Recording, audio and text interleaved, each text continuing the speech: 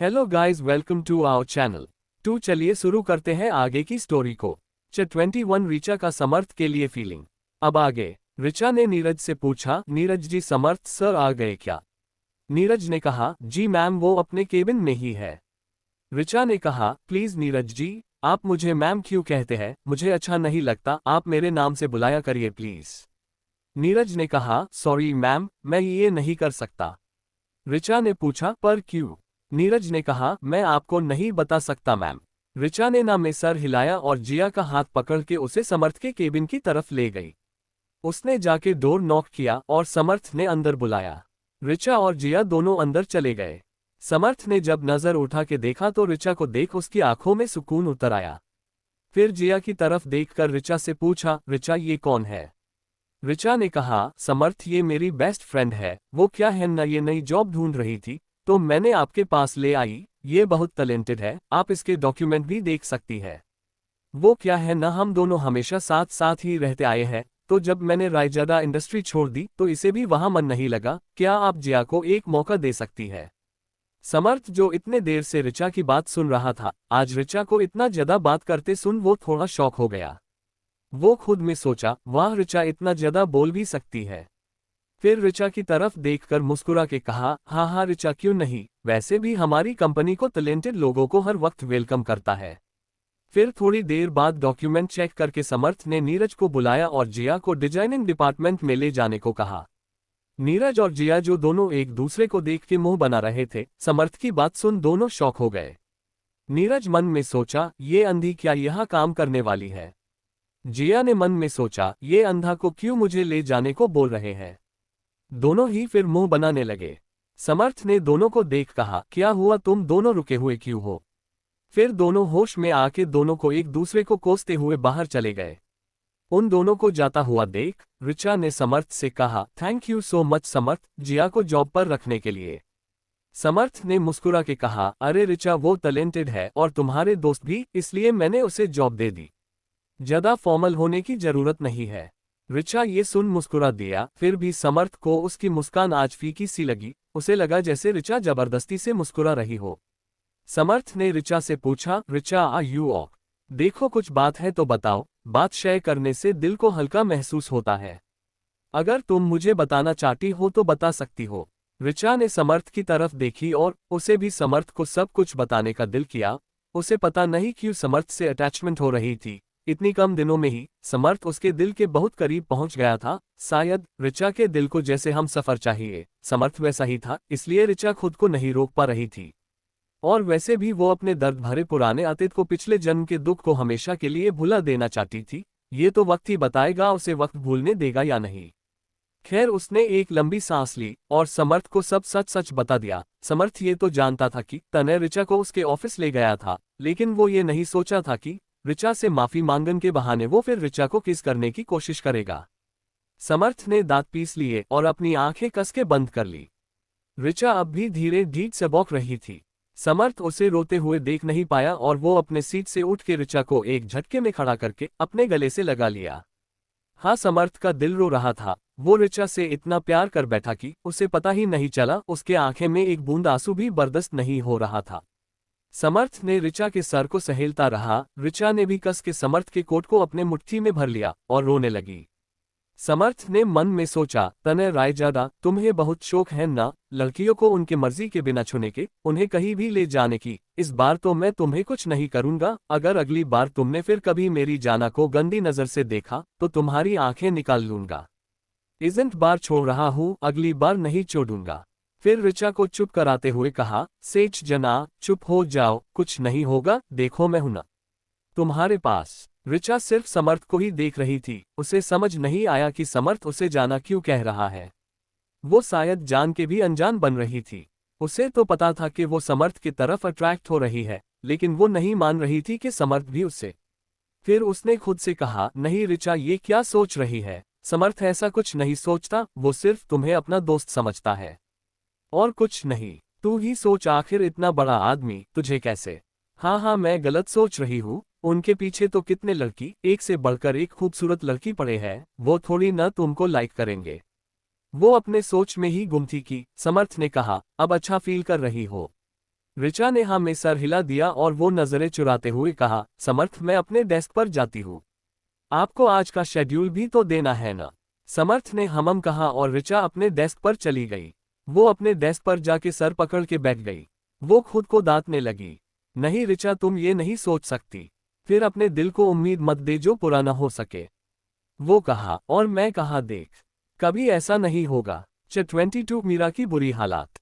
अब आगे। ऋचा सर पकड़ के बैठी रही और एक कॉपी निकाल के पेंसिल से कुछ डिजाइन बनाने लगी। ऋचा जब ऐसे ही परेशान होती है तो कुछ न कुछ ऐसे ही डिजाइन बनाने लगती है। कुछ देर बाद जब ऋचा समर्थ के पास शेड्यूल लेके नहीं गई तो समर्थ खुद ही उसके केबिन में आया और नॉक करने लगा। ऋचा ने कम इन कहा और बिना ऊपर देखे अपना काम करती रही। समर्थ अंदर आया तो देखा कि ऋचा कुछ ड्रॉ कर रही है। उसने पूछा, ऋचा ये क्या कर रही हो? तो ऋचा ने अपना सर ऊपर करके देखा तो समर्थ को देख के हड़बड़ा गई और जल्दी से उसने वो कॉपी छुपा दी। समर्थ ने ये नोटिस कर लिया। फिर ऋचा ने पूछा, समर्थ आप यहाँ कुछ काम था? समर्थ ने हाँ में सिर हिला के कहा, तुमने आज का शेड्यूल नहीं बताने आई तो मैं खुद ही आ गया। ऋचा को तब जाके याद आया कि उसे शेड्यूल भी देना था। उसने कहा, सॉरी समर्थ, वो कुछ परेशान थी तो भूल गई। समर्थ ने और कहा और ऋचा से कहा, तुम जरा नीरज से मल्होत्रा वाली फाइल लेकर आओगी। ऋचा ने हाँ में सर हिलाया और फाइल लेने चली गई। ऋचा जब गई तो समर्थ जल्दी से ऋचा की वही कॉपी उठाए और देखने लगा कि आखिर ऋचा क्या छुपा रही है। उसने जब वो देखी तो शॉक हो गया। वो कॉपी पूरे एक से बढ़कर एक डिजाइन से भरी पड़ी थी। उसने वो कॉपी ली और अपने केबिन में चला गया।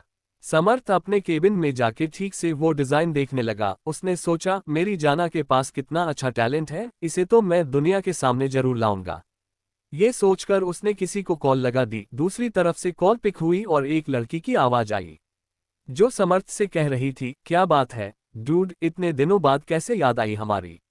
समर्थ ने कहा, दिव्या बातें बाद में करना, पहले अपना फोन चेक करो, मैं कुछ भेज रहा हूँ, वो देख के बताओ कैसा है। दिव्या ने कहा, ठीक है यार, देखती हूँ। रुको। फिर दिव्या ने कॉल कट करके वो डिजाइन्स देखने लगी और वो बहुत सरप्राइज हो गई कि इतनी अच्छी डिजाइन तो वो भी नहीं बना पाती है। वो खुशी में उछालकर समर्थ को कॉल लगा दी और कहा, यार समर्थ, ये डिजाइन तो कितनी अच्छी और यूनिक है, मैं भी नहीं बना पाए। तुमने कैसे कर लिया यार, और कितना टैलेंट भरा पड़ा है तुम में। बोलो। समर्थ ने कहा, दिव्या ये मैंने नहीं, किसी और ने बनाई है, तुम बोलो ये परफेक्ट है ना? क्या तुम ये अगली क्लोथ्स में ये डिजाइन बनवा सकती हो? अगर ये लोगों को पसंद आई और फेमस हो गई तो मैं इसके पीछे जो है उसे पूरे दुनिया के सामने इंट्रोड्यूस कराऊं और उसे वो मुकाम मिलेगा जिसकी वो हकदार है। दिव्या ने ये सुन एक्साइटेड हो गई और बोली, क्यों नहीं समर्थ, ऐसे टैलेंट तो दुनिया के सामने आना ही चाहिए, पर वो है कौन? समर्थ ने कहा, इट्स सीक्रेट, जब वक्त आएगा तब मैं पूरे दुनिया के सामने इंट्रोड्यूस कराऊं। दिव्या ने कहा, ओ बाबा, तब करा देना, क्या मैं उस इंसान से मिल सकती हूँ जिसने इतनी यूनिक डिजाइन बनाई है, मैं देखना चाहती हूँ। समर्थ ने कहा, मिल सकती हो, पर उससे ये मालूम नहीं होने देना कि उसकी डिजाइन मैंने तुम्हें दी है और ये उसके लिए सरप्राइज होगा। ठीक है। दिव्या ने कहा, ठीक है। फिर कहा, वैसे वो तुम्हारी कौन है? समर्थ ने कहा, माई स्पेशल वन। दिव्या ये सुन बहुत खुश हुई और बोली, वाह समर्थ, मेरे आगदू दोस्त को कोई पसंद आ ही गई है ना। समर्थ ने बाय बोला और कॉल कट कर दिया। ऋचा थोड़ी देर बाद फाइल लेकर आई, समर्थ को दे दी। वो अब भी उदास ही थी। समर्थ को समझ नहीं आ रहा था आखिर ऋचा को हुआ क्या। अभी थोड़ी देर पहले तो मैंने समझा दिया था ना, आखिर ये उदास क्यों है? क्या कोई और बात हो सकती है? ऋचा फाइल देके आज का शेड्यूल बता के चली गई और समर्थ उसको सिर्फ देखता ही रहा। उसे समझ नहीं आया आखिर ऋचा को अचानक हुआ क्या। दूसरी तरफ तने मीरा की हाल बद से बदतर बना रहा था। मीरा की हालात अगर ज्यादा खराब होती तो तने खुद ही उसे इलाज करके ठीक करता और फिर उसकी सजा शुरू हो जाती। वाकई में मीरा की हालात अब बहुत बुरा हो चुका था। वो बेड से उठ भी नहीं पा रही थी। तने उसे अपने प्राइवेट विला में ले आया था और फिर वो मीरा के साथ दरिंदगी शुरू कर दी। ओबरॉय कॉर्पोरेशन में ऋचा अपने डेस्क पर आई और फिर कुछ ड्रॉ करने की मन हुआ तो उसने वो कॉपी निकालनी चाहिए, लेकिन उसे वो नहीं मिला। वो हर जगह ढूंढने लगी। वो खुद से बोली, यही तो रखी थी यार, अब ये कहाँ चली गई? हाँ ठीक से फ्रस्ट्रेशन भी निकाल नहीं सकती, अब फिर से एक नई कॉपी लानी पड़ेगी। अब मैं क्या करूं? हाँ, जिया से ही मिल आती हूँ, वो क्या कर रही है, देख आऊंगी। यही सोच के उसने लिफ्ट में जाके 30th फ्लोर का बटन प्रेस किया और डिजाइनिंग डिपार्टमेंट में चली गई। उसने जाके देखा वहां का माहौल थोड़ा खराब है, क्योंकि हमारे प्यारे अंधा और अंधी मिलके फिर से लड़ाई कर रहे थे। उन दोनों को फिर से झगड़ा करते देख वो दौड़ के उनके पास आए और बोली, ये तुम लोग फिर शुरू हो गए। अब क्या हुआ? नीरज ने तपाक से बोला, मैं ये फाइल लेके जा रहा था, ये महारानी पता नहीं कहाँ से टपक पड़ी, सारा फाइल गिरा दी। तो जिया ने कहा, मैं तो वहां वो बॉक्स लाने गई थी, ये महाराज आके टकरा गए, इसमें मेरी क्या गलती है? ऋचा ये सुन अपनी सर पिट ली और बोली, यार तुम लोग बच्चों जैसे लड़ने क्यों लग जाते हो? दोनों की ही गलती है, दोनों को देख के चलना चाहिए ना। अब दोनों एक दूसरे की हेल्प करो और अपने अपने काम पर लगो। और जिया तू क्यों यार हर बात पर झगड़ा करने लग जाती है?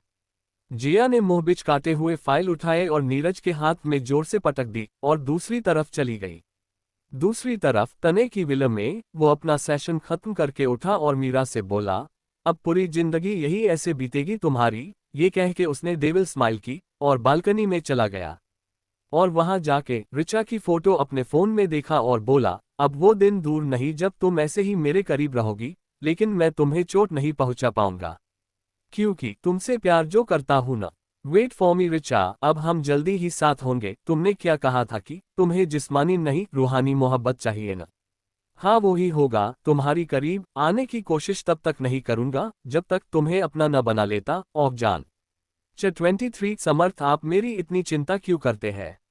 अब आगे। तने ऋचा को फोटो देख सन की तरह मुस्कुराने लगा। उसने कहा, मैं तुम्हें अपना बना के रहूंगा। फिर थोड़ा इमोशनल होते हुए कहा, मैंने तुम्हें बहुत चोट पहुंचाई है ऋचा, अब कुछ नहीं करूंगा तुम्हें।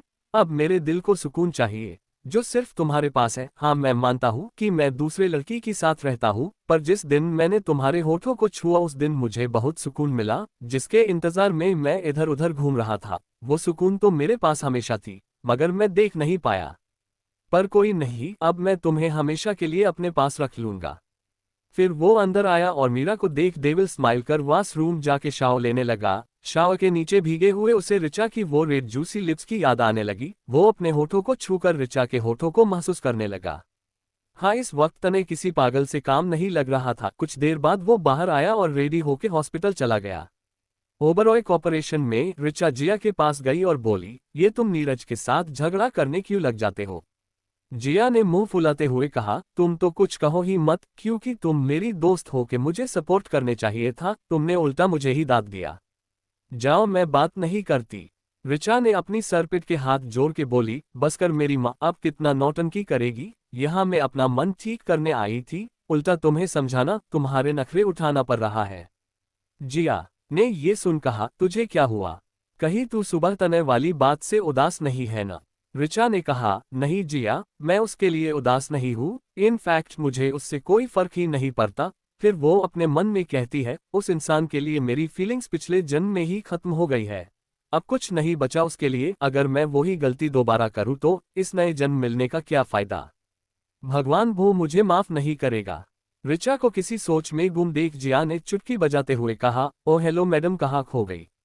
लौट आओ अपनी दुनिया में। ऋचा जिया की नौटंकी बातें सुन चिढ़ गई और कहा, तुमसे बात करना ही बेकार है, जा मैं जाती हूँ। ऋचा को जाते देख जिया ने उसे रोकते हुए कहा, अच्छा चल चल, लंच टाइम हो गया है, कैंटीन जाके लंच कर लेते हैं। तो दोनों कैंटीन चली गई। दोनों ने अपना अपना खाना ऑर्डर किया और खाने लगी। उधर सेओ केबिन में समर्थ लैपटॉप में कुछ काम कर रहा था। उसके पास दिव्या का कॉल आया। उसने समर्थ से कहा, समर्थ मैंने काम शुरू कर दी है, बस फैब्रिक्स सेलेक्ट करनी है, तुम ये बैठो, मैं आगे बढ़ सकती हूं ना? समर्थ ने कहा, हाँ जितनी जल्दी हो सके काम पूरा करना। फिर दिव्या ने अपना काम शुरू कर दिया। समर्थ ने कहा, अब तुम्हें ऊंचाइयां छूने से कोई रोक नहीं सकता, जाना। फिर वो काम करने लगा। लंच करने के बाद ऋचा अपने डेस्क पर आई और कुछ पेंडिंग फाइल्स का काम करने लगी। समर्थ अपने केबिन से उसे ही देखता रहा। उधर हॉस्पिटल में तने अपना एक ऑपरेशन खत्म करके बाहर आया और अपने केबिन में बैठ थोड़ा रेस्ट करने लगा। उसे थकान महसूस हो रही थी। फिर कुछ लंच करके वही बैठा रहा और फिर सोचने लगा, ऋचा के पास कैसे जाऊं, क्या बहाना बनाऊं मैं? उसके पास रहने के लिए कुछ बहाना तो ढूंढने पड़ेंगे। कुछ सोचकर उसने कहा, क्यों ना मैं उसे उसके ऑफिस से पिक कर लूं। हाँ, यही सही रहेगा, उससे बात भी कर लूंगा। ये सोचकर मुस्कुराते हुए हॉस्पिटल के बाहर चला गया, क्योंकि उसे अपने इंडस्ट्री जाके कुछ काम खत्म कर ऋचा को भी पिक करना था। वो जल्दी जल्दी निकला और रायजादा इंडस्ट्री पहुंच गया। ओबरॉय कॉर्पोरेशन में समर्थ काम करते करते ऋचा की तरफ देखता रहा, लेकिन उसे ऋचा अब भी परेशान नजर आई। इसलिए वो उठा और उसके पास चला आया। ऋचा के केबिन में नॉक करके अंदर आया और ऋचा के सामने वाले चेयर पर बैठ गया। ऋचा ने अचानक समर्थ को देख हड़बड़ा गई। वो नजरें चुराते हुए कहा, समर्थ आप यहाँ। ऋचा का दिल अचानक जोर जोर धड़कने लगा। वो अपने दिल को संभाल नहीं पा रही थी, वो हल्का हल्का कांपने लगी। समर्थ ने जब उसे कांपते हुए देखा तो वो जल्दी से उठ के ऋचा का हाथ पकड़े हुए कहा, ऋचा क्या हुआ, तुम कांप क्यों रही हो? अब ऋचा किया ही बताती कि उसको ही देख के उसकी ये हालत हो रही है। ऋचा ने कहा, कुछ नहीं समर्थ, ऐसे ही। तो समर्थ ने कहा, नहीं तुम रुको, मैं डॉक्टर को कॉल करता हूँ और ये काम छोड़ो, बाद में कर लेना। ऋचा ये सुन समर्थ को देखती रही और कहा, समर्थ आप मेरी इतनी चिंता क्यों करते हैं? हम तो कुछ दिन पहले ही मिले हैं ना, तो फिर एक अनजान के लिए इतनी चिंता क्यों? समर्थ ऋचा की बात सुन उसकी आंखों में देखा और उसके दोनों हाथों से ऋचा के मुंह को भरते हुए कहा, तुम अनजान नहीं हो मेरे लिए और मैं हमेशा तुम्हारी चिंता करूंगा।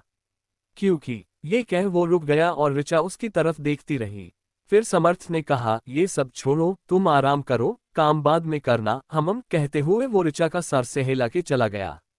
क्योंकि समर्थ अपने इमोशन को कंट्रोल नहीं कर पा रहा था और ऐसे अचानक उसे बोल भी नहीं पा रहा था कि वो ऋचा से कितनी मोहब्बत करता है।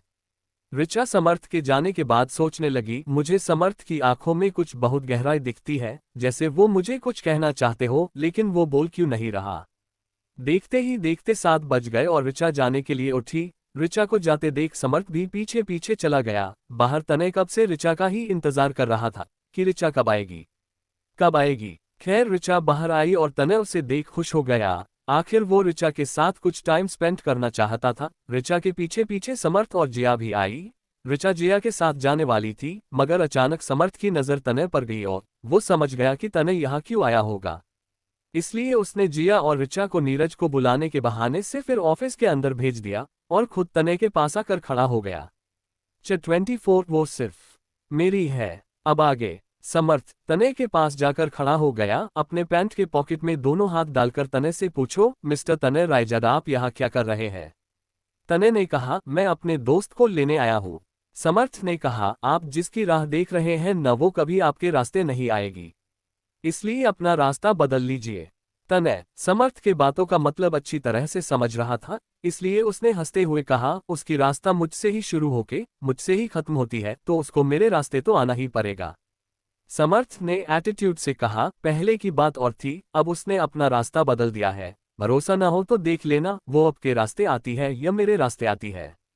तने थोड़ा रूड होकर कहा, लिसन मिस्टर ओबरॉय, वो मेरी थी और मेरी रहेगी, सो बीच में आने की कोशिश भी मत करना, नहीं तो अच्छा नहीं होगा।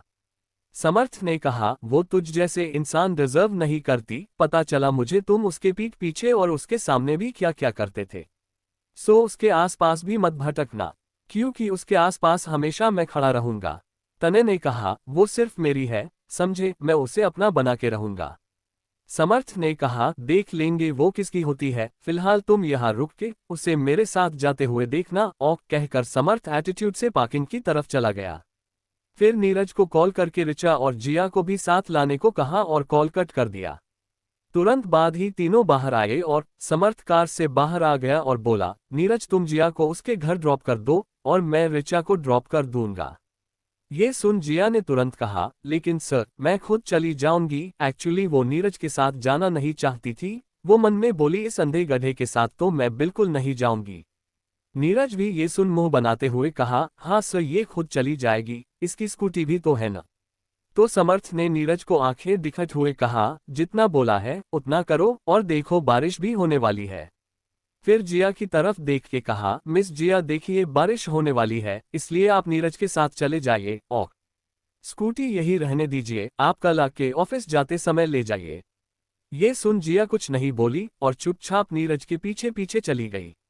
इधर ऋचा भी अपने फीलिंग के वजह से नर्वस हो रही थी, क्योंकि समर्थ के साथ अकेले जाना, ये सोचकर ही उसके पेट में तितलियां उड़ रही थी, पर वो थोड़ा परेशान भी थी। फिर समर्थ ने ऋचा के लिए कार का डोर खोला और ऋचा बैठ गई तो समर्थ भी ड्राइविंग सीट पर आके कार स्टार्ट कर दी और धूल उड़ाते हुए चले गए। समर्थ फ्रंट मिरर से तनय को देख के ईवल स्माइल करने लगा। यहाँ तनय ने गुस्से में अपने पैर कार टायर में जोर से मार दी और दांत पीस के बोला, नो नो ऋचा, ऐसे मुझे भूल नहीं सकती, वो तो सिर्फ मुझसे प्यार करती थी ना, फिर ये इतने जल्दी कैसे बदल गई। फिर अपने बाल खिंच के जोर से चिल्लाया, क्यों गाइस, किया आप लोगों को कुछ हिंट मिला? कमेंट में बताना। और फिर तनय गुस्से में तेज ड्राइव करते हुए वहां से निकल गया और एक क्लब में आके रुका।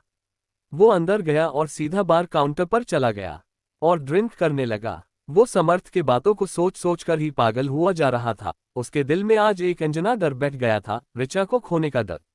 हाँ, तनय आज डर गया था जब समर्थ ऋचा को उससे दूर रहने को कह रहा था और उसके पहेली जैसे बातों का मतलब भी समझ गया था। आज तनय को एहसास हो रहा था कि ऋचा को कहीं वो खो देगा। वो खुद से बोलने लगा, मैंने कभी ऋचा की अहमियत नहीं समझी, हमेशा उसे तंग करता रहा, उसे हट करता रहा, लेकिन आज समर्थ के उसके साथ होने से मुझे भी हट हो रहा है। ऋचू, जब तुम मेरे पास थी तब मैं सोचता था कि तुम मुझे इतना प्यार करते हो कि मेरी लाख गुनाह करने पर भी तुम मुझे छोड़ के नहीं जाओगी, इसलिए मैं दूसरी लड़कियों के साथ वो सब। उसे नशा चढ़ गया था। वो लड़खड़ती आवाज में बोला, मैंने तुम्हारी कदर नहीं की, अब तुम किसी और के साथ हो। मैं कैसे मान लूं? नहीं, मैं तुम्हें किसी का नहीं होने दूंगा। हाँ, मैं जानता हूँ मैं बुरा हूँ, लेकिन मैं बदलने की कोशिश करूंगा। वो नशे में बड़बड़ाने लगा। उसी समय उसके पास एक लड़की अपने कमर को मटकाते हुए आई और तनय की गोद में बैठ गई। तनय ने जब उस लड़की की तरफ देखा तो उसे उस लड़की के चेहरे में ऋचा का चेहरा नजर आया। वो बोलने लगा, बेबी तुम आ गई। मैं जानता था तुम जरूर आओगी। मैं जानता था तुम मुझे कभी नहीं छोड़ सकती। उस लड़की को कुछ समझ नहीं आया। उसने तनय के सीने को सहलाने लगी और तनय की तरफ झुकने लगी। तनय भी उसे कमर से पकड़ अपने तरफ खींच लिया और किस करने की कोशिश की, मगर उस लड़की ने उसके होठों पर एक उंगली रख के रोक दी और कहा, यहाँ नहीं स्वीट हॉट। तनय ने कहा, तो फिर कहा। उस लड़की ने तनय को उठाया और एक कमरे में ले गई। दूसरी तरफ नीरज के कार में जिया मुंह बनाते हुए बाहर देख रही थी। नीरज उसे ड्राइव करते करते देख रहा था। इस वक्त जिया की बाल हवा में उड़ रही थी और वो बहुत खूबसूरत नजर आ रही थी। नीरज उसके ऊपर से अपनी नजर नहीं हटा पा रहा था। वो मन में सोचा, ये लड़की इस वक्त कितना खूबसूरत लग रही है। उस वक्त झगड़ा करते वक्त मैंने ध्यान ही नहीं दिया कि ये दिखती तो अच्छी है। वो बार बार जिया को ही देख रहा था।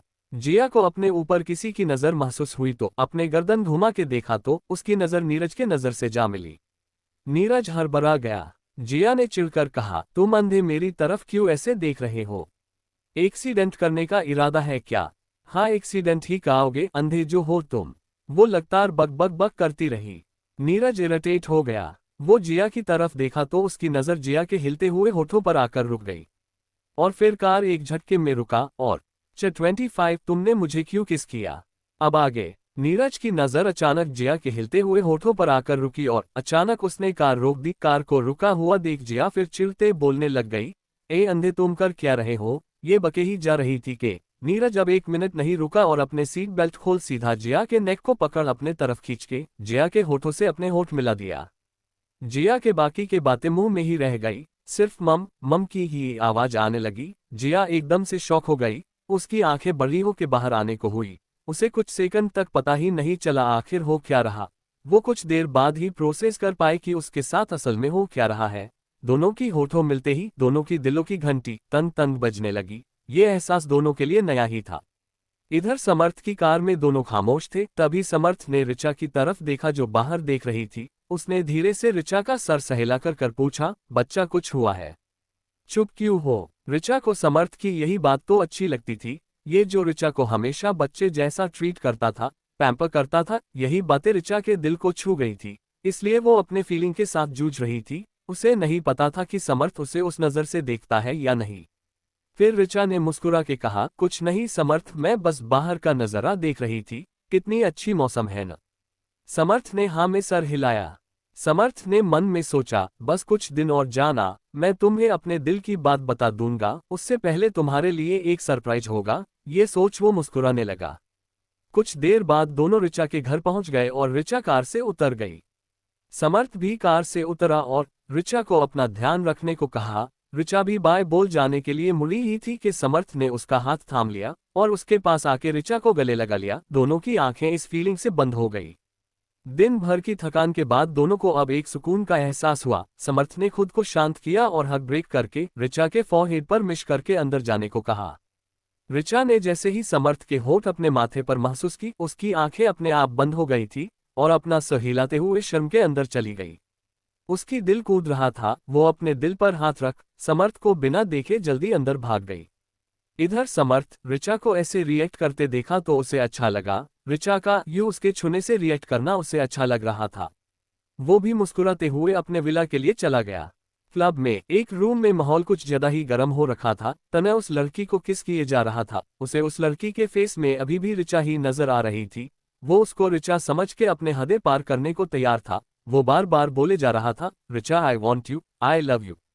वो लड़की भी ये सुन रही थी, फिर भी इतने हैंडसम बंदे को हाथ से जाने नहीं देना चाहती थी, इसलिए वो तने का पूरा साथ देने लगी।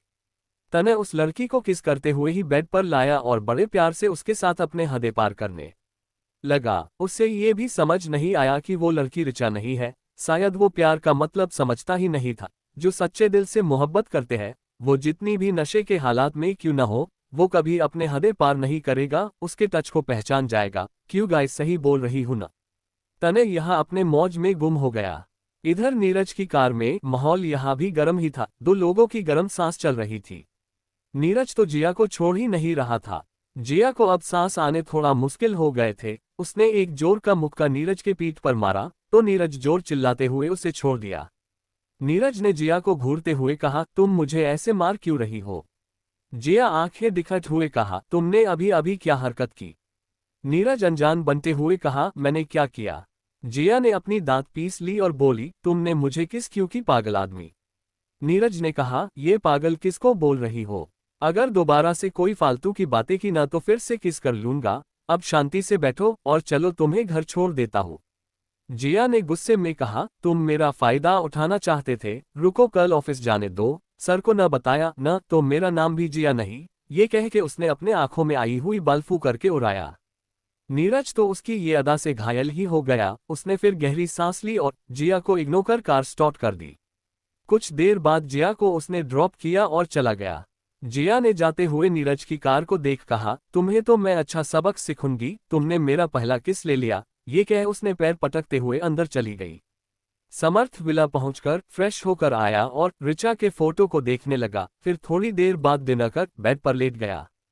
उसने ऋचा को एक गुड नाइट एमएसजी भेजी और उसके एक बड़े से फोटो को गले लगाते हुए सो गया। ऋचा भी घर के अंदर आई और नहा धो के नाइट सूट पहन के नीचे आई और अपने मोम के साथ दिन भर की बातें कर हंसते मुस्कुराते हुए डिनर कर सोने चली गई। सोने से पहले अपने फोन देखा तो उसने समर्थ का गुड नाइट मैसेज देख मुस्कुरा दी। फिर कुछ सोचकर उसकी मुस्कुराहट गायब हो गई और उदास होकर बोली, मेरा प्यार हमेशा अधूरा क्यों रह जाता है भगवान जी।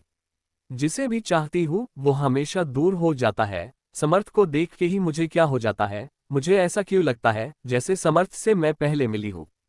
क्या हो रहा है भगवान जी। मुझे उनसे क्यों एक खिंचाव महसूस होता है। यही सब सोच ऋचा सोने के लिए ट्राई करने लगी, लेकिन उसे नींद नहीं आ रही थी। उसे बेचैनी हो रही थी। उसे बार बार समर्थ का चेहरा नजर आ रहा था, इसलिए वो उठ के बैठ गई और समर्थ के पिक्चर को अपने फोन में निकाल के उसे देखते देखते ही सो गई। हाँ, समर्थ और ऋचा का रूह का मिलन हो रहा है।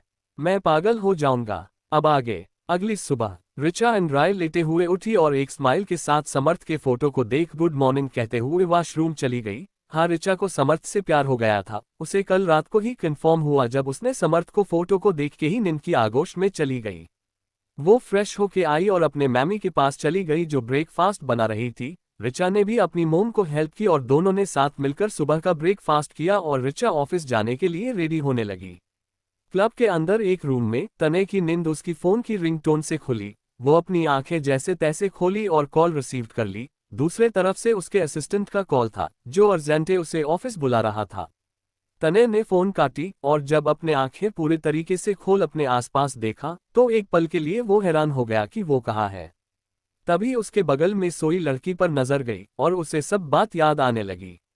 जैसे ही उसको याद आया कि उसने ऋचा समझ के इस लड़की साथ वो सब कर बैठा तो अपनी आंखें गुस्से से बंद कर ली। उसे अपने आप पर गुस्सा आने लगा कि वो इतनी जल्दी कैसे बहक सकता है। वो खुद से ही बोला, अगर ऐसा ही चलता रहा न तने तो ऋचा तेरे पास आने से रही। लेकिन मैं अपने डिजायर्स का क्या करूं? वो गुस्से में अपने बालों को खींचने लगा और फिर वॉशरूम जाके फ्रेश होके उस लड़की के लिए साइड टेबल पर कुछ पैसे रख के बाहर चला गया। वो कार में बैठा और खुद से ही बोला, मैं पागल हो जाऊंगा, मैं पागल हो जाऊंगा, ऋचा मुझे नहीं मिली तो मैं पागल हो जाऊंगा। वो जोर से चीख के बोला, ये क्या हो रहा है मेरे साथ? वो स्पीड से कार चलाए और अपने ऑफिस पहुंच गया। दूसरी तरफ तने के विला में मीरा कल से ऐसे ही पड़ी थी बेड पर, जैसे उसके शरीर में जान ही न बची हो। उसकी हालत बहुत ही खराब थी। वो धीरे से उठी और वॉशरूम चली गई। शावर के नीचे रुककर वो सोचने लगी, आखिर उसकी गलती क्या थी जो तने ने उसके साथ ऐसा किया। वो कैसे जान सकती है कि उसके वजह से ही तने की मोम डैड की मौत हुई थी और उसकी सजा ऋचा भुगत रही थी, मरते दम तक। खैर वो बाहर आई और किसी को कॉल लगाने लगी। वहां से कॉल पिक हुई तो मीरा अपनी दर्द भारी आवाज में कहा, कबीर प्लीज मुझे यहाँ से बाहर निकालो, मैं यहाँ मार जाऊंगी, प्लीज मुझे बचा लो। कबीर ने गहरी सांस लेते हुए कहा, मीरा थोड़ा दिन वेट करो, मैं तुम्हें वहां से बचा लूंगा। ये कहकर उसने कॉल कट कर दी। उधर कबीर ने खुद से कहा, ये तने अचानक ऐसा बिहेव क्यों करने लगा है? कहीं उसको पता तो नहीं चल गया कि मीरा और मैंने मिलकर ही ऋचा के खिलाफ उसे भड़काया था? अगर ऐसा है तो मुझे सावधान रहना होगा, कबीर घबराते हुए बोला। समर्थ भी रेडी होकर अपने ऑफिस पहुंचा और ऋचा का वेट करने लगा। यहाँ ऋचा रेडी होके नीचे आई और अपनी मोम को बाय बोल ऑफिस के लिए निकल गई और टैक्सी में बैठ के जिया को कॉल लगा के पूछा, जिया हम साथ जा रहे हैं या तू चली जाएगी अकेले? जिया ने कहा, साथ ही जाएंगे। तो ऋचा ने कहा, रुक मैं आ रही हूँ, टैक्सी में ही हूँ, तू निकल घर से। दोनों एक साथ टैक्सी में ऑफिस के लिए चले गए। टैक्सी के अंदर जिया कुछ खोई खोई सी थी। ये देख ऋचा ने पूछा, आज टैप रिकॉर्डर इतना शांत क्यों है? जिया ये सुन हड़बड़ा गई और अपनी नजरें चुराने लगी। ऋचा समझ गई कि जरूर जिया कुछ छुपा रही है। तो ऋचा ने पूछा, जिया तू मुझसे क्या छुपा रही है, जल्दी बता। जिया खामोश हो गई और अपनी नजरें नीचे कर ली। ये देख ऋचा ने उसके सर को ऊपर उठा के उसके आंखों में देख पूछा, बता रही है या नहीं? जिया ने अपनी आंखें बंद कर ली और शर्म से उसके गाल लाल हो गए। ऋचा उसके गालों को लाल देख पूछा, क्या हुआ, तेरा चेहरा इतना लाल क्यों हो गया? तबीयत तो ठीक है न तुम्हारी? जिया ने सर हिला के हाँ कहा। तो ऋचा ने फिर पूछा, अब बता क्या हुआ? जिया ने लंबी सांस लेते हुए ऋचा को कल की किस की बात बता दी। ऋचा ये सुन उसकी आंखें बड़ी बड़ी हो गई। वो शौक होकर चिल्ला के बोली, व्हाट, तुम लोगों ने किस कर ली? फिर उसे थोड़ा छेड़ के बोली, वाह क्या बात है, तू तो बहुत फास्ट निकली यार, एक दिन में जान पहचान होके सीधे किसी कर लिया। जिया ने गुस्से में कहा, मैंने नहीं, उसने किस किया, मैं उसे इसके लिए सबक सिखा के ही रहूंगी। ऋचा हंसने लगी और दोनों ऑफिस पहुंच गए।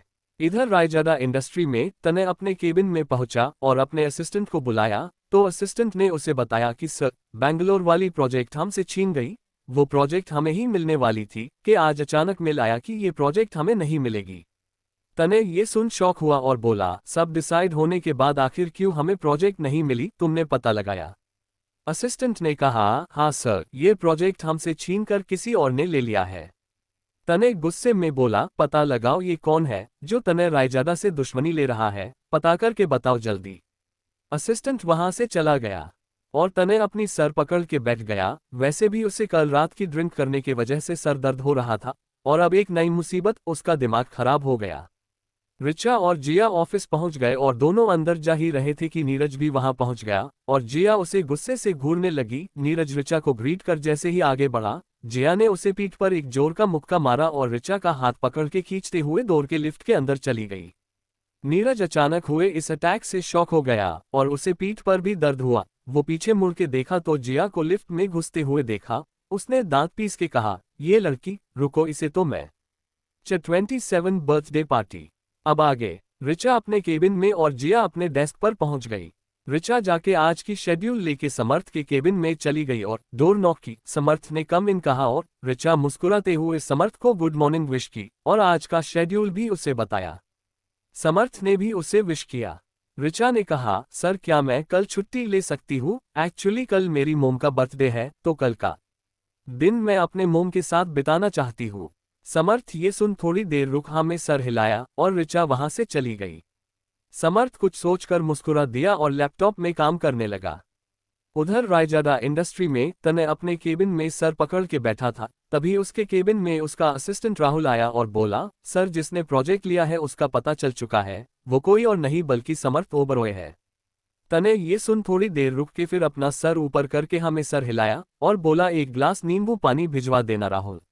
राहुल ये सर कह के चला गया और तने कुछ सोच टेढ़ी स्माइल करके बोला, तो समर्थ तुमने मेरी इतने महीनों की मेहनत मिट्टी में मिला दी, मुझसे प्रोजेक्ट छीन लिया। फिर दांत पीस के बोला, क्या हो अगर मैं तुमसे तुम्हारा अजीज चीज छीन लूं तो? तुमने ये खेल शुरू की है ना, खत्म इसे मैं करूंगा। Wait and watch. समर्थ ने कुछ देर काम करके किसी को कॉल लगाए और एक लोकेशन भेज के कहा, हाँ यहीं पर तैयारी करनी है, टाइम में कल बता दूंगा। उसने कॉल काटी और फिर काम पर लग गया। ऐसे ही आज का दिन बीत गया। अगले दिन ऋचा की मोम की बर्थडे थी तो ऋचा जल्दी से अपने घर जाने के लिए उठी। समर्थ भी उसे घर में ड्रॉप किया और अपने विला चला गया। तने को ये खबरें पहुंच रही थी कि कैसे समर्थ रोज ऋचा को घर ड्रॉप करता है। वो एक जोर का मुक्का दीवार पे मार के कहा, नहीं मैं ऐसा नहीं होने दूंगा, जल्द से जल्द कुछ ना कुछ करना पड़ेगा। ऋचा घर आके अपने मोम के साथ टाइम स्पेंड करने लगी और दोनों जल्दी ही सो गई। अगला दिन आया। ऋचा आज अपनी मोम को लेके पहले मंदिर और फिर बाद में अनाथ आश्रम जाने वाली थी, इसलिए वो जल्दी उठा के मोम के लिए आज उसने अपने हाथों से खीर बनाए और कुछ नाश्ता तैयार कर अपनी मोम को उठाने चली गई। ऋचा आज अपने मोम से पहले उठी थी। वो अपने मोम के रूम में जाकर मोम को टाइट हक करके गुड मॉर्निंग कहा और हैप्पी बर्थडे मम्मा कहकर अपने मोम को उठाया। ऋचा की मोम भी एक प्यारी सी स्माइल लेके उठी और अपने बेटी को देख के हक कर ली और ऋचा ने कहा, अब जाइए मोम, फ्रेश हो जाइए और जल्दी नीचे आइए तैयार होके, हमें मंदिर और आश्रम भी तो जाना है ना। ऋचा की मोम ने कहा, ओक मेरी माँ ओक, जा रही हूँ। फिर वो फ्रेश होने चली गई और जल्दी दोनों नाश्ता करके मंदिर चली गई। मंदिर जाके दोनों ने भगवान का आशीर्वाद लिया। ऋचा ने अपने माँ के लिए लंबी उम्र और ढेर सारी खुशियां मांगी। ऋचा की मोम ने ऋचा के लिए ढेर सारी खुशी और ऋचा के लिए एक अच्छा जीवन साथी मांगी। दोनों फिर आश्रम चले गए। जाते समय बच्चों के लिए ऋचा ने चॉकलेट और कुछ खिलौने ले लिए थे। दोनों ने सारा दिन वही हंसते खेलते बिताया, खूब एंजॉय की वहां। फिर जब शाम हुई तो दोनों अपने घर जाने के लिए निकले। ऋचा और उनकी मोम जब घर पहुंची तो घर के अंदर काफी अंधेरा था। ऋचा ने लाइट ऑन की लेकिन नहीं जली। ये देख ऋचा को थोड़ा अजीब लगा और वो अपना फोन का टॉर्च जलाने ही वाली थी कि अचानक पूरे लिविंग रूम का लाइट ऑन हो गई। जब दोनों ने घर को देखा तो हैरानी से आंखें बड़ी हो गई, क्योंकि पूरे लिविंग रूम को बलून्स और फूलों से सजाया गया था। वहां बड़े बड़े कैपिटल लेटर से हैप्पी बर्थडे माँ लिखा हुआ था। ऋचा ने सोचा ये सब क्या है और किसने किया। तभी वहां 3 लोगों की आवाज गूंजी जो कह रही थी, हैप्पी बर्थडे माँ। दोनों ने सामने देखा तो शॉक हो गई, क्योंकि सामने समर्थ, जिया और नीरज खड़ा था, जो तीनों मुस्कुरा रहा था। ऋचा की मोम थोड़ा इमोशनल हो गई, क्योंकि ऋचा के सिवा उनके पास कोई नहीं था। जो भी खुशी के पल होते थे सिर्फ दोनों ही रहते थे, लेकिन आज उन्हें ऐसा सरप्राइज देख के हैरानी हुई। ऋचा भी ये सब देख के शौक लगा और वो समझने की कोशिश कर रही थी कि आखिर ये सब किया किसने है। तभी समर्थ ऋचा के मोम के पास आया और ऋचा के मोम का हाथ पकड़ कर ले जाते हुए कहा, आप दरवाजे पर क्यों खड़ी है मोम, आइए ना, आपका ही तो घर है। ऋचा की मोम ने कहा, पर बेटा ये सब। समर्थ ने कहा, क्यों, आपने ही तो कहा था ना कि मैं आपको माँ कहकर बुलाऊं, तो अपनी मोम की बर्थडे को कैसे ऐसे ही जाने दूं, बोलिए। ऋचा की मोम की आंखें नम हो गई। समर्थ ने ये देख उनकी आंसू पोंछते हुए कहा, चलिए केक काटते हैं। ऋचा ये सब दूर खड़ी देख रही थी और उसे समझने में देर नहीं लगी कि ये सब समर्थ ने ही किया है। वो मुस्कुराते हुए खुद से बोली, ये समर्थ कितना अच्छा है यार, मैं कैसे प्यार ना करूं इनसे। ऋचा के दिल को बहुत अच्छा लगा कि समर्थ उसके माँ को सच में माँ मानता है। फिर दर्द भारी मुस्कान के साथ बोली, अगर मुझे कुछ हो जाए तो समर्थ जरूर मोम का ख्याल रखेगा। वो अब भी वो ही खड़ी थी कि समर्थ उसके पास आया और उसका हाथ पकड़ के बोला, ऋचा तुम अभी तक यही खड़ी हो, केक नहीं काटना है क्या?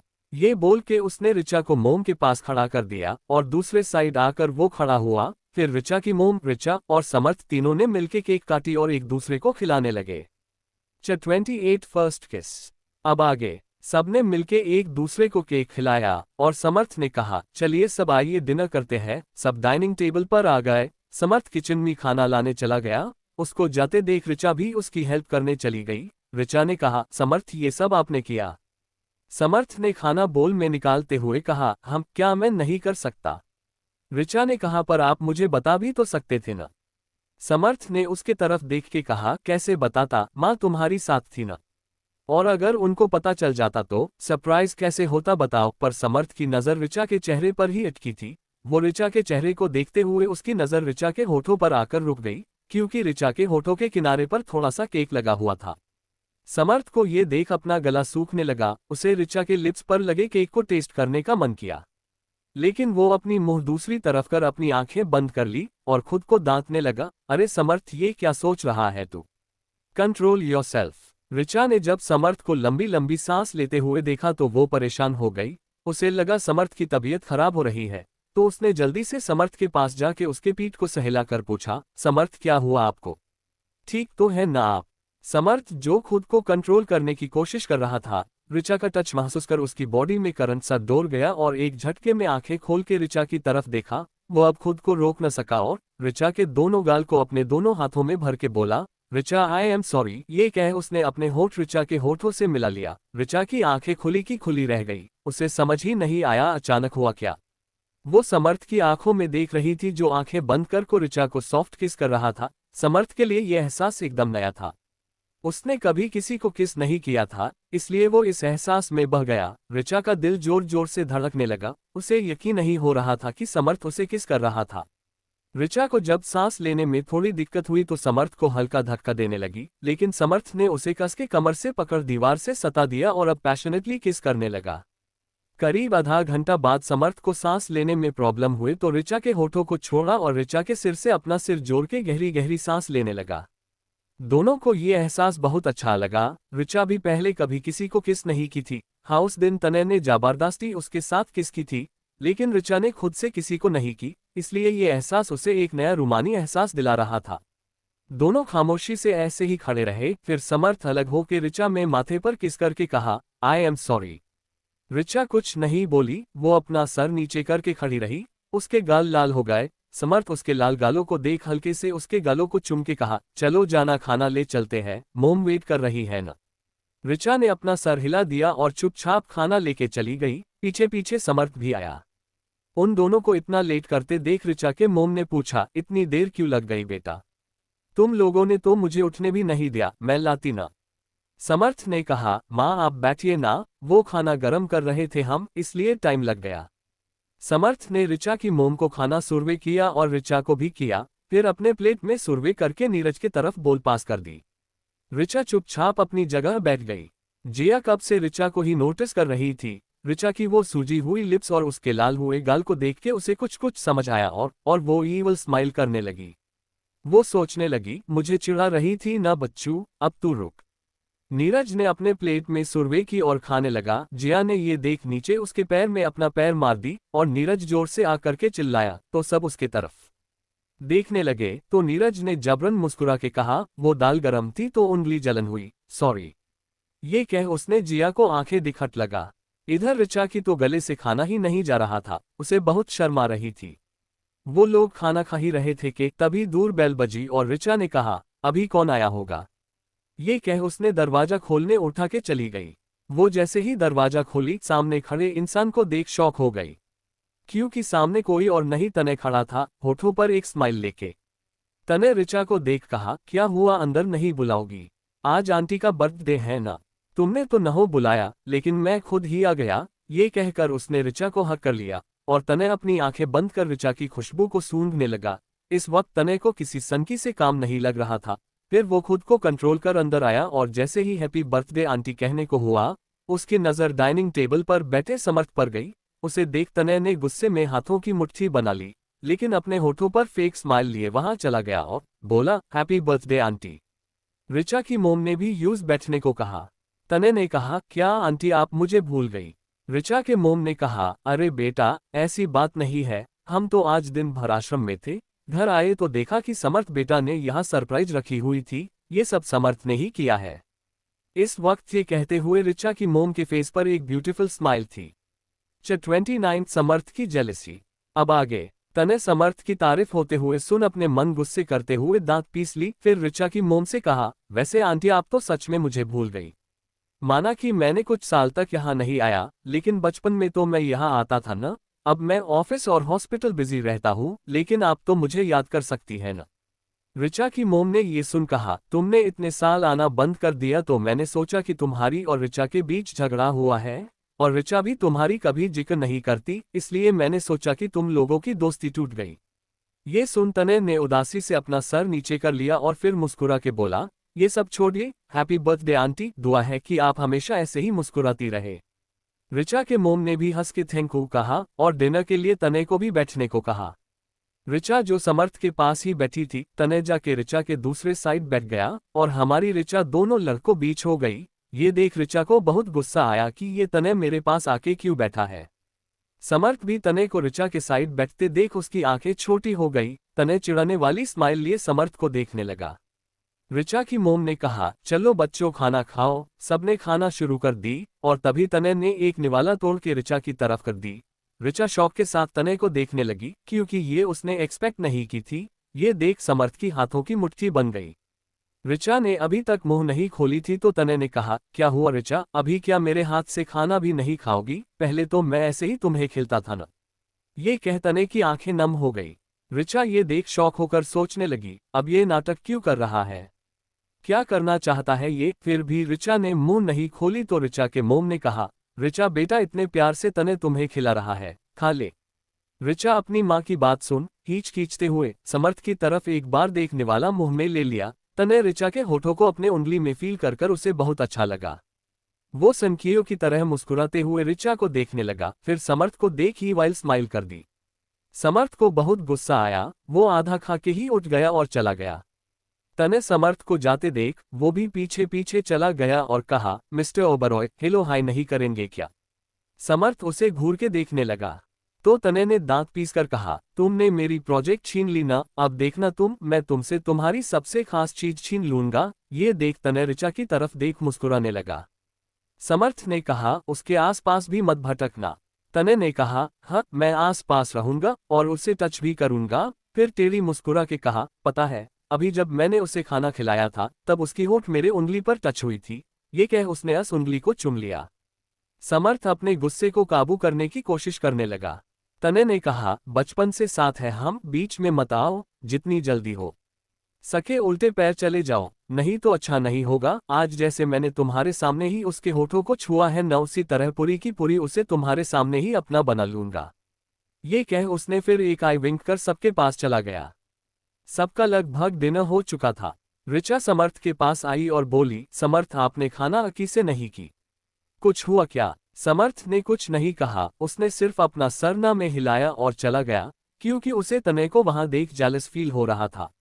क्योंकि वो कैसे बर्दाश्त कर सकता था कि उसके सिवा उसके जाना को कोई और नजर उठा के देखे और उसे गंदी तरीके से टच किए।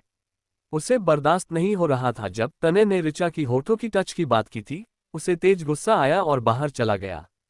बाहर जाके उसने सिगरेट निकल के कस लेने लगा। घर के अंदर तने फिर जाके ऋचा के पास चला गया और उसे निहारता रहा। ऋचा ये महसूस कर रही थी, लेकिन अपने माँ के सामने तमाशा नहीं करना चाहता था। दूसरी ओर नीरज और जिया का अलग ही जंग चल रहा था, दोनों एक दूसरे को गुस्से से घूर रहे हो। फिर नीरज इशारे से जिया के होठों की तरफ इशारा किया तो ये देख जिया हड़बड़ा गई और इधर उधर देखने लगी। फिर जिया ऋचा के पास आई और उसके कान में फुसफुसा के पूछा, ये तने यहाँ क्या कर रहा है? ऋचा ने कहा, मुझे क्या पता अब ये क्या करना चाहता है। उन दोनों को बातें करते देख तने भी उनके पास आया और बोला, हे गर्ल्स, क्या बातें कर रही हो? जिया ने थोड़ा गुस्से में कहा, तुमसे मतलब? तने ने जिया को देख कहा, जिया तुम ऐसे क्यों बात कर रही हो? हम तो एक दूसरे को बचपन से जानते हैं ना, तो फिर ये अजनबी जैसे बिहेव क्यों कर रही हो? जिया ने टेढ़ी स्माइल करके कहा, खुद से पूछ लो, अपने गिरेबान में झांक के देख लो, पता चल जाएगा। तने ये सुन खामोश हो गया, फिर चुप्पी तोड़ते हुए कहा, जिया मुझे ताना मारना बंद करो प्लीज, मैं सब ठीक करना चाहता हूँ। ऋचा ने कहा, अब कुछ ठीक नहीं हो सकता तो भलाई इसी में है कि तुम अपनी एनर्जी और इंटरेस्ट कहीं और लगाओ। तने ये सुन कहा, मैं कोशिश करता रहूंगा रिचू, मैं पहले जैसा तने बन के दिखूंगा। ठीक है अब मैं चलता हूँ, अपना ध्यान रखना। हम तने ने फिर ऋचा की मोम को भी गुड नाइट बोल के चला गया। बाहर जाके उसने समर्थ को खड़ा पाया और एटीट्यूड से उसके पास खड़े होके कहा, वैसे तुम्हें ऐसे देख के अच्छा लग रहा है। सिर्फ उसकी टच से तुम्हें इतनी प्रॉब्लम हो रही है, सोचो अगर मैं उसे पूरी तरीके से अपना बनाऊंगा तो तुम्हारा क्या हाल होगा। फिर तने उसे देखी वाइल स्माइल कर चला गया। समर्थ वही खड़ा हो खुद से कहा, मुझे जल्द से जल्द जाना को अपना बनाना होगा, ज्यादा देर नहीं कर सकता। ऐसे ही 15 दिन बीत गए। इस बीच तने हर कोशिश करता रहा ऋचा को मनाने का, उसके पास आने का, उसे अपने आप को बदल दिया या फिर सिर्फ ऋचा के सामने बदलने नाटक कर रहा था, किसी को नहीं पता।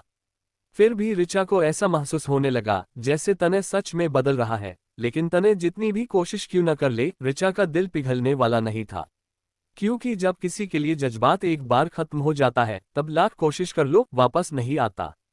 खैर, इन दिनों ही फैशन इंडस्ट्री में टहलका मचने लगा, क्योंकि एक नई यूनिक डिजाइन की एक लहंगा ट्रेंड में चल रही है। सब लोगों को एक वही पीस चाहिए। हर मॉल, शॉपिंग मॉल में इस लहंगे के लिए डिमांड बढ़ने लगी। बस वही लहंगा ही नहीं, कई और ड्रेसेस थी जो डिमांड बढ़ रही थी। सब ये जानना चाहते थे कि आखिर इन यूनिक डिजाइन की डिजाइनर कौन है। दिव्या ने ये लॉन्च किया तो सबको लगा कि ये दिव्या का ही डिजाइन है, लेकिन एक इंटरव्यू में दिव्या ने बताया कि ये उसकी डिजाइन नहीं है, कोई खास इन डिजाइन्स की डिजाइनर समय आने पर सबको पता चल जाएगा। दिव्या ने कहा कि मैंने सिर्फ इन्हें रेडी किया है, लेकिन इसमें माइंड किसी और का है। हर तरफ सबको ये जानने की इच्छा बढ़ती गई कि आखिर ये कौन है जो टॉप डिजाइनर दिव्या नायक से भी अच्छी और यूनिक डिजाइन बना सकती है। ऋचा ने जब इस लहंगे को देखा तो वो शॉक हो गई, क्योंकि ये उसने ही डिजाइन की थी, वही डिजाइन वही रंग जो उसने लहंगे में करी थी, सेम टू सेम वही था। ऋचा को बहुत हैरानी हुई, आखिर उसकी की हुई डिजाइन कोई कैसे कॉपी कर सकता है, क्योंकि उसने ये किसी को नहीं दिखाया था। तब उसे याद आया कि कुछ दिन पहले ही उसकी डिजाइन की हुई कॉपी खो गई थी। उसे लगा किसी ने चोरी की होगी, अब उसे नहीं पता था कि ये किसने किया। फिर कुछ सोच एक लंबी सांस छोड़ते हुए कहा, छोड़ ऋचा, अच्छा ही हुआ, तुम में तो हिम्मत नहीं थी कभी। अब किसी और ने इसे पेश किया हो तो तुझे खुश होना चाहिए न कि लोगों को तुम्हारी डिजाइन पसंद आ रही है। हाँ, आज मैं बहुत खुश हूँ। और फिर वो मुस्कुराते हुए अपना काम करने लगी। समर्थ के केबिन में समर्थ अपने चेयर पर बैठते हुए न्यूज देख रहा था। उसे बहुत खुशी हो रही थी, उसकी जाना कितनी टैलेंटेड है जो लोगों को उसकी डिजाइन की हुई कपड़े पसंद आ रही है। 30 समर्थ और रीचा की नजदीकियां। अब आगे समर्थ न्यूज देख रहा था और वो बहुत खुश था। वो कुछ बहुत बड़ा सोच रहा था। अगर उसके अकॉर्डिंग सब हुआ तो वो जल्दी ऋचा को प्रपोज करने वाला था। उसे इंतजार था कुछ और दिन का, और एक खास दिन का। दूसरी तरफ ऋचा की हुई डिजाइन्स की इतनी डिमांड बढ़ रही है कि दिव्या को सांस लेने का भी मौका नहीं है। वो कपड़े रेडी कर रही है और स्टॉक्स खत्म होते जा रहे हैं। रायजादा इंडस्ट्री में तनय इस वक्त ऋचा के बारे में ही सोच रहा है। वो कैसे ऋचा को वापस पा सकता है, यही प्लानिंग कर रहा है। उसने सोचा, वो जब मेरे पास थी पिछले जन्म में भी मैंने कभी उसकी कदर नहीं की, क्या मुझे वो ही तड़प मिलेगी जो मैंने ऋचा को दिया था? नहीं, मैं सहन नहीं कर पाऊंगा। मैं सच में उससे प्यार कर बैठा हूँ। पहले मैं ऋचा को कैसे वापस ला सकता हूँ ये सोचता हूँ, बाद में उस कबीर को सबक सिखाऊंगा जिसने ये सब किया था। तने अपनी दांत पीसते हुए कहा, कबीर को तो मैं ऐसी सजा दूंगा कि उसकी रूह कांप जाएगी। दूसरी तरफ मीरा अभी भी तने के कैद में ही थी। वो कैसे यहाँ से निकल सकती है यही सोच रही थी। मीरा को तने के विला में ही एक रूम में लॉक करके रखा हुआ था। पैरों में जंजीर लगा के उसे रखा हुआ था। इन दिनों उसने सोकसात नरक ही देख लिया था। ओबरॉय कॉर्पोरेशन में समर्थ एक कॉल आया, उसने देखा तो दिव्या का कॉल था। दिव्या ने बताया, समर्थ एक गुड न्यूज़ है, जो डिज़ाइन मैंने रेडी की थी उनकी डिज़ाइन लोगों की इतनी अच्छी लगी कि अब ये डिज़ाइन जिसने बनाया है वो अगले बेस्ट डिज़ाइनर अवार्ड के लिए नॉमिनेट हुई है। अब बताओ मैं उन लोगों को क्या बोलूं, क्या मैं बता दूं कि वो कौन है? उद्धरण चिन्ह। समर्थ ने कहा, नहीं अभी नहीं, मैं उन्हें खुद कॉल करके बता दूंगा। बताओ अवार्ड शो कब है? उद्धरण चिन्ह। दिव्या ने कहा, 1 वीक लेटर। समर्थ ने कहा, ओक थैंक्स दिव्या। उद्धरण चिन्ह। ये बोल समर्थ ने फोन काट दिया और ऋचा को अपने केबिन से ही निहारने लगा। कुछ देर बाद ऋचा कुछ फाइल्स लेके समर्थ के केबिन में आई और डोर नॉक कर दी। समर्थ ने कम इन कहा और ऋचा अंदर चली गई।